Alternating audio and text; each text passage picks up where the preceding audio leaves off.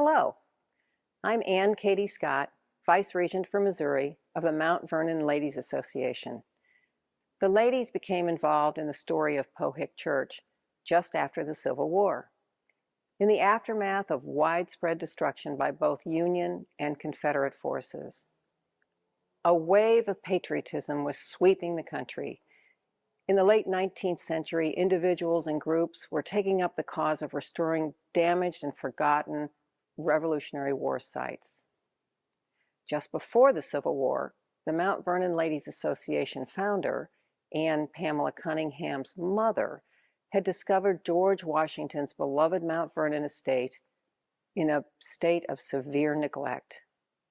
In 1853, Anne Pamela was inspired by her mother's observation of the dilapidated home. In her mother's words, "If the men of America have seen fit to allow the home of its most respected hero to go to ruin, why can't the women of America band together to save it?" So young Anne Pamela challenged America to restore its first president's home. She galvanized other women to raise funds, and by 1858, they had raised sufficient funds to purchase the mansion and 200 acres. But the Civil War interceded, and they were forced to bide their time before proceeding to restore it to its original grandeur. Not long after Mount Vernon's restoration began, the ladies visited George Washington's lifelong church, Pohick, and likewise found it in a sad state of neglect and disrepair.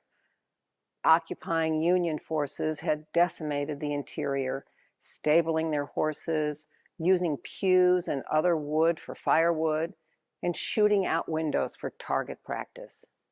Woodwork, sconces, doors, door latches, and hinges were spirited off as souvenirs of Washington's church. In 1862, Union Private Robert Snedden wrote this description of the damage to Pohick during the Civil War.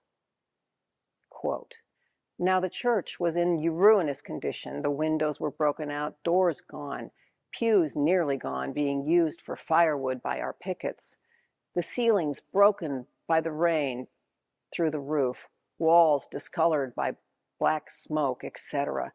The mahogany pulpit was cut half away and carried off for relics, while the cornerstones had been unearthed and the contents carried off. Washington had laid this stone in 1765, and the soldiers who took it out must have found valuable relics.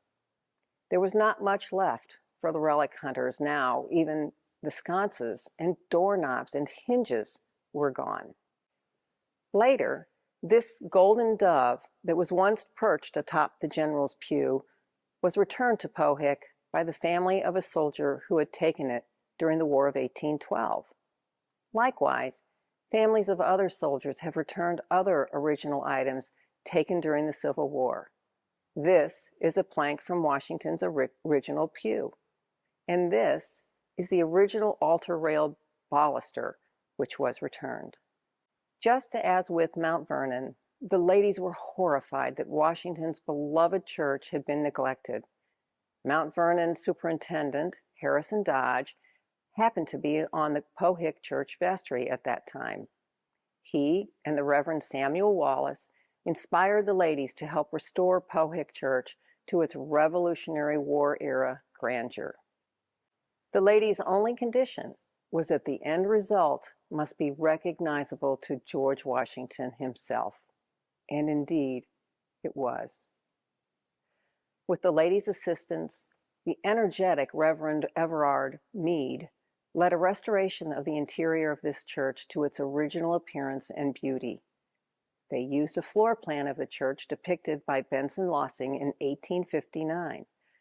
By the floor plan, as well as by Fairfax County court records that exist today, we know that these were the two pews purchased by George Washington's family. The pews were restored as drawn.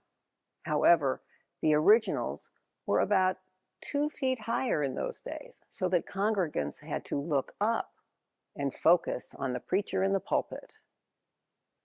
According to 1732 to 1768 vestry minutes, Washington himself donated the gold leaf for the wording on the original reredos, with the Apostles' Creed, the Lord's Prayer, and the Ten Commandments, which, likewise, became a part of the restoration. On an Advent Sunday in 1906, the restoration was sufficiently complete to open for worship.